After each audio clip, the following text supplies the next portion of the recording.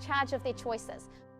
What does that mean? Every day you have dozens of choices that you can make that are either going to set you up for success or set you up for failure.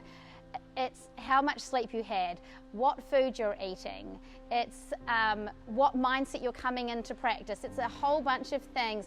Did I stay up late and watch Netflix? Was I on my phone Instagramming or like scrolling through when you could have been doing extra practice or flexibility or stretching or any of those things. So remember, every day you have choices. Like the choices that you make can have long-term consequences. So I would really think about what type of choices are you guys making each day to set you up for success if your goal is to be successful at Worlds.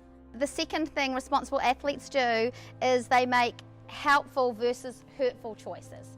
So along with knowing that you have lots of choices to make each day that can set you up for success, it's also choosing to make the right choices and not hurtful choices. So on your way home or leading into practice, you could decide to make sure that you've got fruit and the right food to eat, or a hurtful choice might be, oh crap, I didn't, I'm going to drive through McDonald's on my way home, grab some McDonald's and have a Coke. And I don't know if any of you guys do that or not, but that's just to give you an example of what hurtful and helpful choices could be, yeah? Discipline selves instead of expecting other people to do this for you. So that kind of comes down to that motivation one.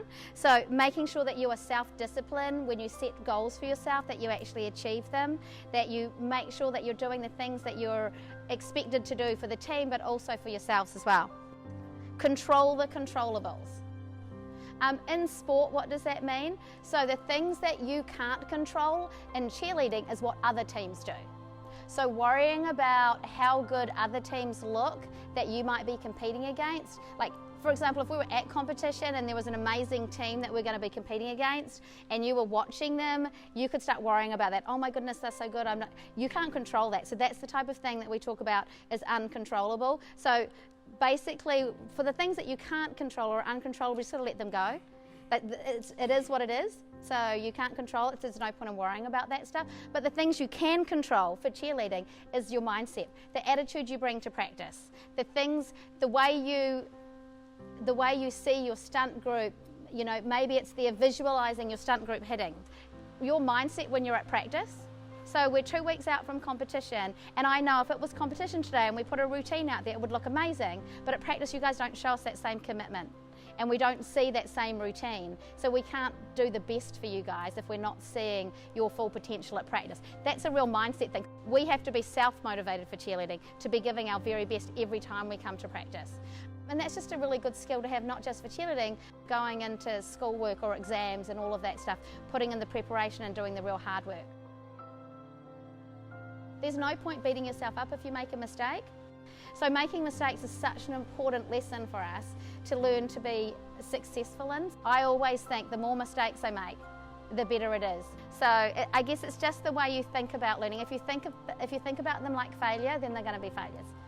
If you think about mistakes as learning opportunities and reframe it in a really positive way to go, I learned so much from that, I'm not going to do that again, then that's a real win, and it's better than being successful the first time. Finish the job. So again, all of this is kind of coming down to self-discipline, self-trust. That's kind of the key to everything. For you guys right now, like we said, we're not going to be giving you a super clean routine that we expect to hit, although we would love it to hit. But by dumbing it down and making it easy for you to hit, we're not going to reach our goals. But there's 100% things that you guys can take control of. So you guys are in control of doing extra stuff, an extra 15, 10 minutes that you can get together with your stunt group to make it hit or do something better or improve yourself as a team. Because individually, from what I've heard, you guys are doing a whole lot of stuff. You guys are working really hard individually. We now need to pull those mini groups and subsets of teams together so that we can get that stuff bonding and gluing really well as well.